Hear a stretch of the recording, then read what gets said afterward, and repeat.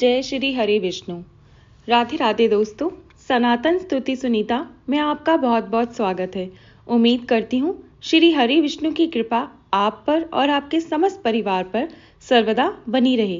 दोस्तों, आज की वीडियो में मैं आपसे बात करने जा रही हूँ भाद्रपद मास के शुक्ल पक्ष की एकादशी के बारे में। भाद्रपद मास की शुक्ल पक्ष की एकादशी, जिसे कि परिवर्तनी एकादशी कहा जाता है या फिर जल झूलनी एकादशी के नाम से जाना जाता है, साल 2024 में कब है, एकादशी की तिथि किस दिन प्रारंभ हो रही है, कब समाप्त हो रही है, हमें व्रत कब धारण करना है, पारण यानी कि व्रत खोलने का शुभ मुहूर्त क्या है और इस दिन किस प्रकार के भगवान श्री हरि विष्णु की पूजा करनी चाहिए, कौन से मंत्रों का जप करना चाहिए और किन उपायों को करने से हमें श्री हरि विष्णु की व्रत का संपूर्ण फल प्राप्त होता है, वो हम इस वीडियो में जानेंगे। इस व्रत का संपूर्ण फल हमें प्राप्त हो और जिस भी कामना से हम व्रत धारण करते हैं या भगवान श्री हरि विष्णु की पूजा आराधना करते हैं, हमारी वो कामना पूर्ण हो सके, इसके लिए इस एकादशी पर विशेष क्या करना चाहिए, ये संपूर्ण जानकारी भी मैं आपसे इस वीडियो में साझा करूंगी।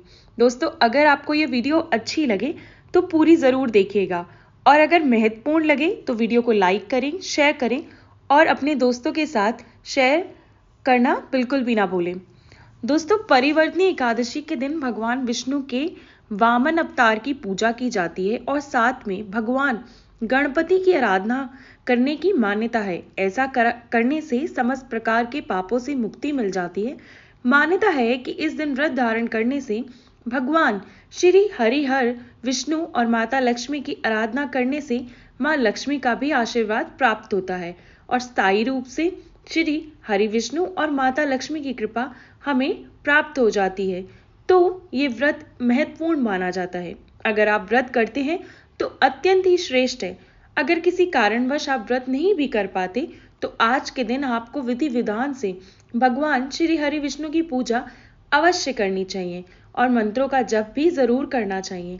और अगर आप व्रत नहीं कर पाते तो पूजा करने के कुछ नियम हैं, जैसे कि सात्विक भोजन आपको करना चाहिए, लहसुन, प्याज, मांस, मदिरा इनका सेवन आप नहीं करेंगे। अगर आप व्रत नहीं भी करते हैं तो भी एकादशी के दिन ये कार्य बिल्कुल नहीं करने चाहिए। साथ ही एकादशी के दिन चावल का त्याग भी करना चाहिए। अगर आप इन सब बातों का ध्यान रखते हुए श्री हरि विष्णु की पूजा करते हैं तो बिना व्रत किए भी भगवान श्री हरि विष्णु की कृपा आपको प्राप्त हो जाती है। जो भक्त व्रत धारण करते हैं उन्हें दशमी तिथि के दिन से ही नियम का पालन करना चाहिए। सात्विक भोजन लेना चाहिए।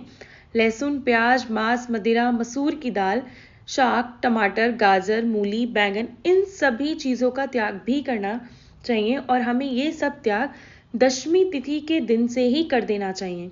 ब्रह्मचर्य का पूर्ण रूप से पालन करें। अगर संभव हो तो भूमि पर शयन भी करें। फिर एकादशी के दिन प्रातःकाल उठकर नित्य कर्मों से निर्वृत्त होकर स्नान करके भगवान श्री हरि विष्णु के विधि विधान से पूजा करके मंत्रों का जप करना चाहिए। पूरे दिन भगवान श्री विष्णु के नाम का, मंत्र का स्मरण करते रहना चाहिए।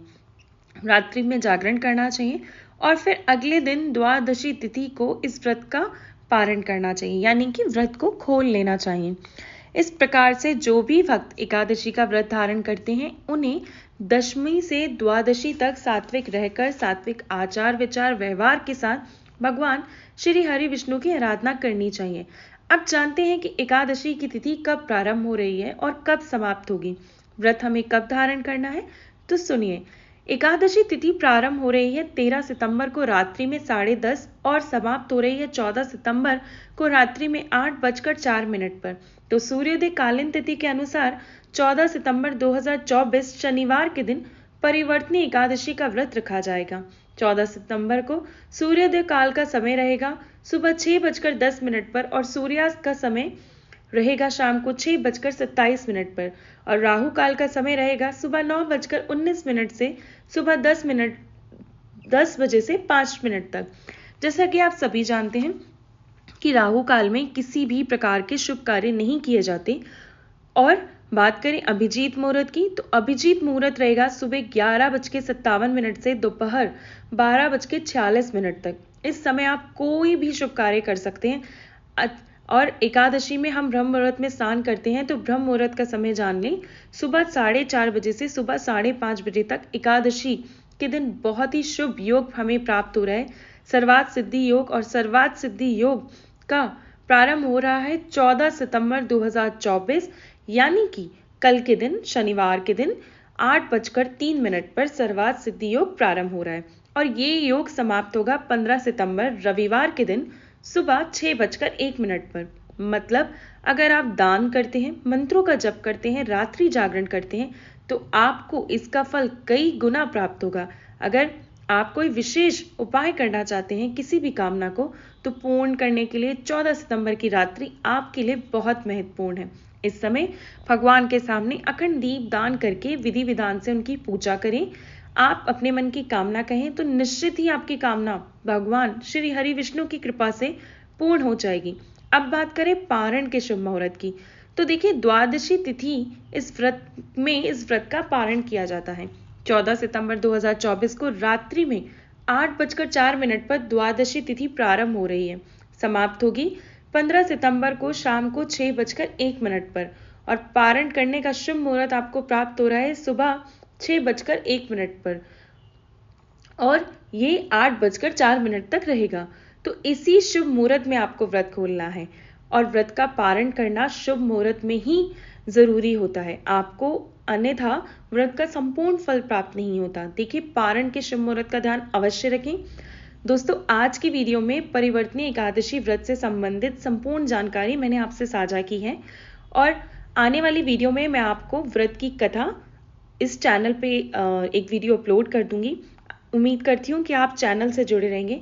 और दोस्तों, अगर आपने महालक्ष्मी व्रत करते हैं और आपको माता महालक्ष्मी व्रत में हाथी पूजा कैसे करनी है, डोरा किस प्रकार से बांधना है, उद्यापन तिथि क्या है, और किस प्रकार से हमें 16 चीज़ों का दान करना है, किस प्रकार से हमें गज की पूजा करनी है, ये सब बातें अगर आपको जाननी है तो इसकी एक संपूर्ण वीडियो मैंने चैनल पर अपलोड की है, वो जाकर ज़रूर देख लें। और मैंने एक अलग से वीडियो बनाई है कि हाथी पूजा की विशेष विधि क्या है, वो भी मैंने चैनल पर अपलोड की है। उम्मीद करती हूँ कि आप अगर महालक्ष्मी का व्रत करते हैं तो वो दोनों वीडियो आप जाकर ज़रूर देखेंगे। और तब तक के लिए राधे राधे।